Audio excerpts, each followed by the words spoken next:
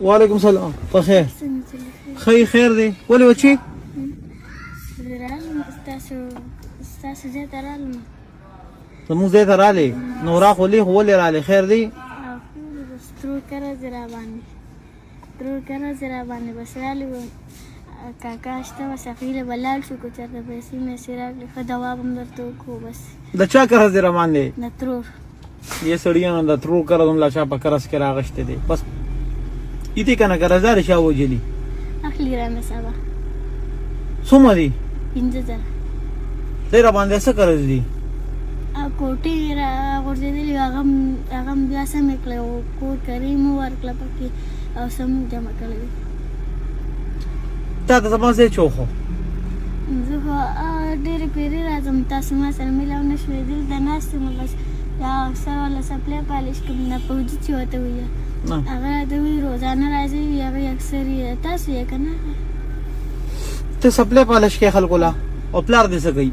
پلار مې بس دیاړي کوي. بس نو پلار ته دې ووایې که نه هغه قرض نه شي ختمولی؟ بس کور سودا مودا برابرې یو مونږ جمع کوو یا کور کرې شي یا داسې نور څه قرضونه شي. کور دې چېرته دی؟ تغبې کې. تغبې کې دی؟ په کرۍ دی؟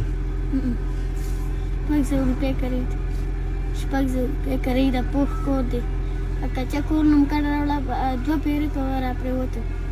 ها نه نو چې ته ترور له قرض ورکړې لکه هسې مثال خبره کوو زه تا ترور له قرض پیسې ورکړئ نو بیا به څه چلو شي؟ بس مور به مې خوشحاله ټول به خوشحاله یو. بس هر چا ته به دوا کوو. تاسو ته به هم سمه ډېره دوا کوو.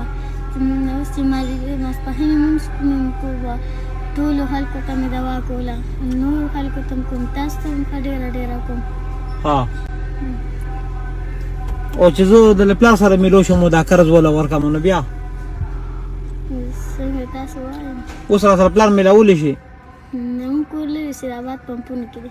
خیر دی زه ګاډي کې د بوځم که نه صحیح پلار به راته ښې صحیح راکښېنه ګاډي کې راځه خو خبره وره ماړه زوی ما له څه له کړو راکې اوس داسې کار وکړه چې له 500 روپۍ والا قرض کې ورکړو ځه.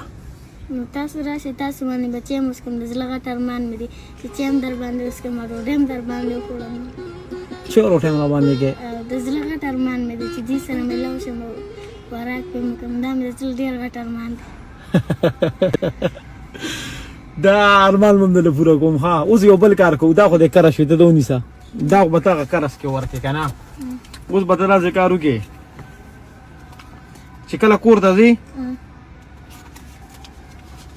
نو په دې باندې به زما د سایډ نه څه واخلې دا 15,000 روپۍ سپیشل ستا د خوراک شوې. په دې باندې به د خوراک هر څه والې. بیبي خو دې شته که نه؟ بیبي به هم کښېنې ځان سره او ورته به یې راځه وایي نن مې داسې مزدوري کړې چې داسې مې چېرته کړی نه ده او څه به ولوړئ هغې څه خوښوي؟ زه به لکه کباب پې یوسم او زما د مور چې ریشات دي د چرګانو خپې ډېرې خوښوي. دا داسې کار وکړه چې نن وله چرګوټۍ یوسه او ته یې نه وګله خپې خورئ او ته یې نن ټول چرګوټۍ وخوره. داسې ټیک ده؟ اوس خو به خوشحاله یې که نه؟ اوس هم خوشحاله یم. ډېر خوشحاله سم ډېر خوشحاله. اوس به چېرته ځې؟ ډایرکټ به کور ته ځې؟ ډایرکټ کور ته ځې؟ ځه.